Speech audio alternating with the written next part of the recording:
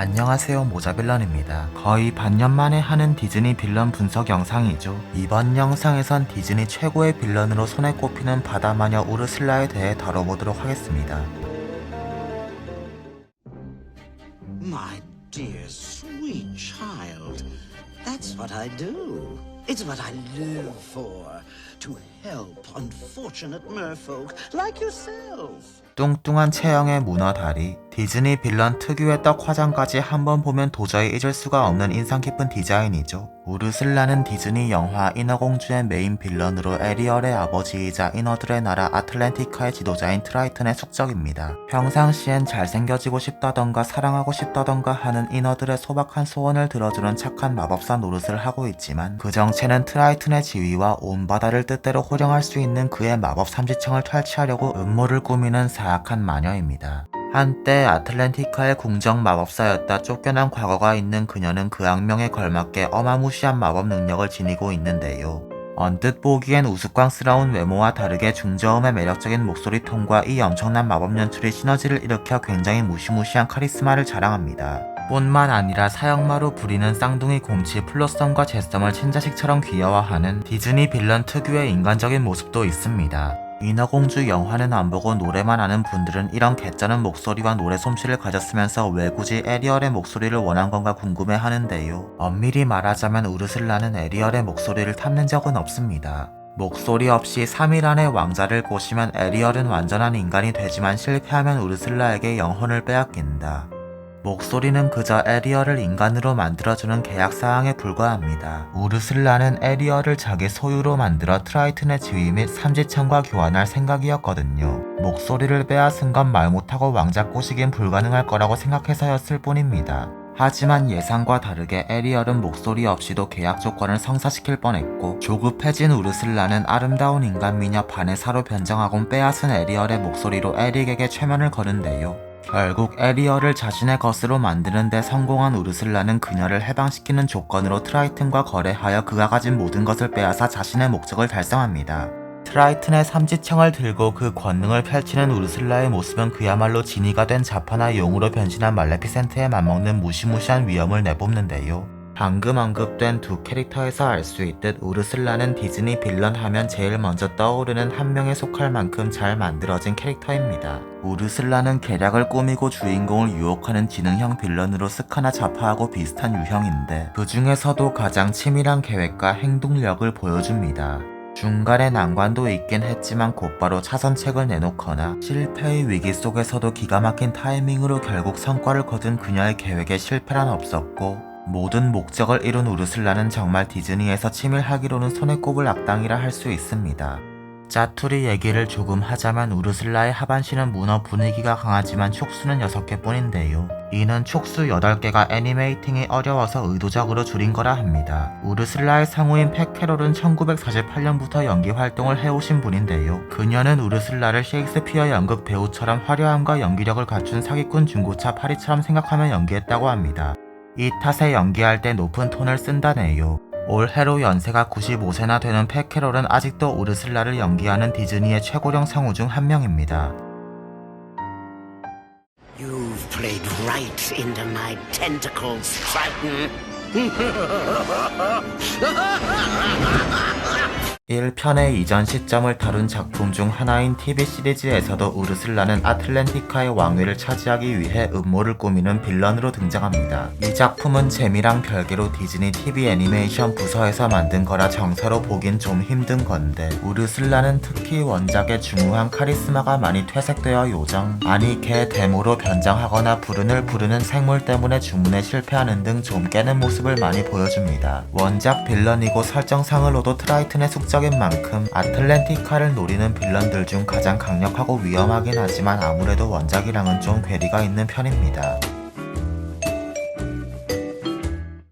Ursula this, or Ursula that, or Morgana, why can't you be more like your sister Ursula? 1편에서 최후를 맞이한 만큼 홈비디오 속편인 인어공주2에서 우르슬라는 직접 등장하진 않지만 여동생인 모르가나가 언니의 포지션을 계승해서 메인 빌런으로 출연합니다. 이 모르가나라는 캐릭터에 대해선 다른 영상에서 다루도록 하겠습니다. 지난번에 스카 얘기할 땐 지라도 한꺼번에 다뤘는데 얘도 나눠서 할 걸 그랬나봐요. 참고로 인어공주 초안엔 우르슬라가 트라이튼의 남매이자 에리얼의 고모였던 시나리오도 있었는데요. 결국 이 설정은 언급되지 않는 걸로 하고 영화에서 우르슬라와 트라이튼의 관계는 모호하게 표현되었지만 인어공주 2편을 정사로 보면 사실상 폐기된 설정이 됩니다. 초안과 인어공주 2 설정을 합치면 트라이튼, 우르슬라, 모르가나 이렇게 셋이 남매가 되어야 하는데 모르가나는 가끔 가족 얘기를 할 때 엄마와 우르슬라 얘기만 하지 트라이튼은 언급하지 않고요. 언니만 예뻐한 엄마 얘기나 삭제 장면에서 나오는 모녀만 있는 가족 사진을 봐도 도저히 트라이튼과 가족이라고 생각할 수는 없습니다. 다만 2편 설정으로 아틀랜티카의 왕족만이 삼지창을 쓸 수 있다는 게 생겼는데 이걸 적용하면 일단은 우르슬라와 모르가나도 왕족은 맞는 게 됩니다. 트라이튼과 남매는 못 되어도 반기의 혈족이지 않을까 싶네요. What a pity. If only there was something we could do. Oh, she would surely help you. She'd make all your dreams come true. Ursula can help. Cold, my dear? 우르슬라는 킹덤 하츠 1편부터 말레피센트의 세계정복 계획에 협력하는 빌런으로 등장했습니다. 원작처럼 자기 목적을 위해 에리얼을 이용합니다.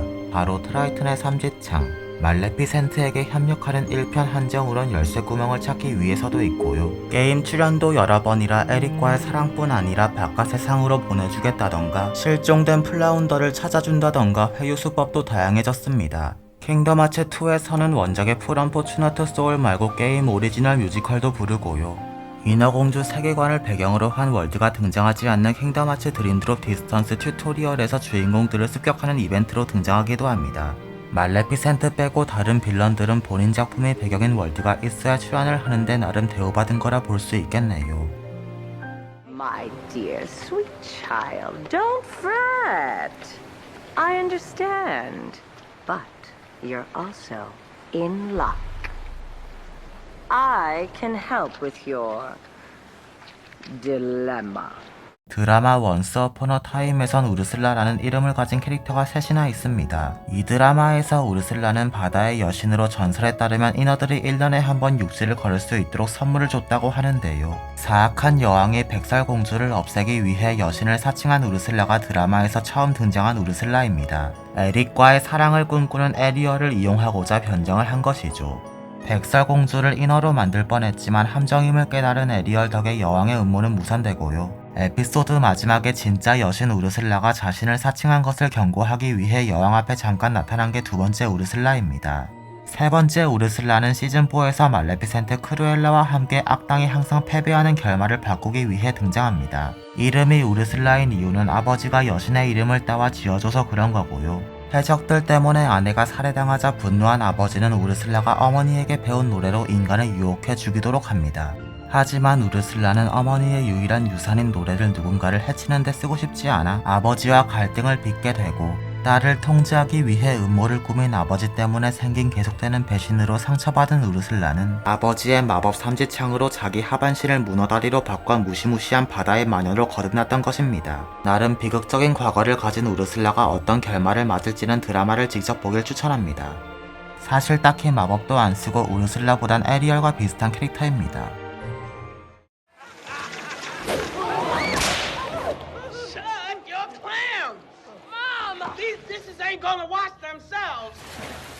디즈니 캐릭터의 2세 이야기 디센던츠에서도 우르슬라는 등장합니다. 디센던츠2에서 왓츠 마이 네임을 부른 우마에게 조용히 좀 하라는 잔소리를 하는 역할로 잠깐 나온 게 끝이지만요.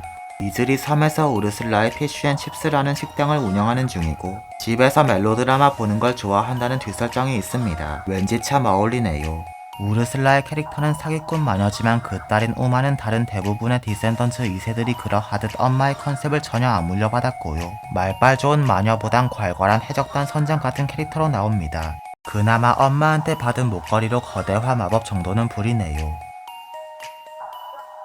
원더풀 월드 오브 미키마우스 시즌 1 5화에서 우르슬라는 피트의 롤러스케이트 팀 일원으로 등장합니다. 단순 카메오가 아니라 그 화 주역으로 활약하는데 웃기기도 하고 반갑기도 해서 무척 재미있게 즐길 수 있는 에피소드입니다. 여담이지만 패키롤은 이 작품 이전에 라푼젤 시리즈 시즌 1에서 크라울리 할머니로 출연했다가 시즌 2부터 해당 캐릭터 성우가 수잔 블레이크 슬리로 변경되어서 건강에 적신호가 온 게 아닌가 걱정을 샀는데 이 에피소드로 다행히 건재하다는 걸 증명해 주었습니다. 오래 사셨으면 좋겠네요. 다들 디즈니 인어공주의 원작이 되는 안데르센 동화에 대해 한 번쯤 들어보셨을 겁니다. 동화에서 인어공주에게 인간 다리를 주는 마녀는 빌런이 아니었고 디즈니도 제작 초반에는 원작을 따라갈 예정이었습니다. 물론 기획이 바뀌고 또 바뀌어서 지금의 해피엔딩이 된 겁니다. 기획이 바뀌면서 캐릭터들도 많은 변화가 있었는데 제작진이 우르슬라 설정 잡는데 재미 들린 건지 다른 캐릭터에 비해 정말 많은 초안이 있는데요. 바다의 여신 같은 이미지부터 인어나 바다뱀, 그 외 뭔지도 모를 온갖 해양생물이 모티브인 다양한 디자인을 찾을 수 있습니다. 약간 인스머스의 그림자 디즈니 버전 같기도 하네요.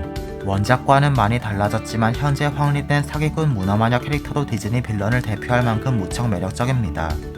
할리 베일리가 에리얼을 맡은 실사판에선 멜리사 메카시가 우르슬라를 연기할 예정인데 멜리사가 평소 맡은 역할이 거의 다 코믹한 캐릭터라서 배우에 맞춰 우르슬라 설정을 수정하는 건 아닐지 개인적으로 우려가 되네요. 지금까지 영상에서 보셨듯 우르슬라는 결코 코믹한 캐릭터가 아니니까요. 구독과 좋아요 부탁드리고 지금까지 모자빌런이었습니다. 감사합니다.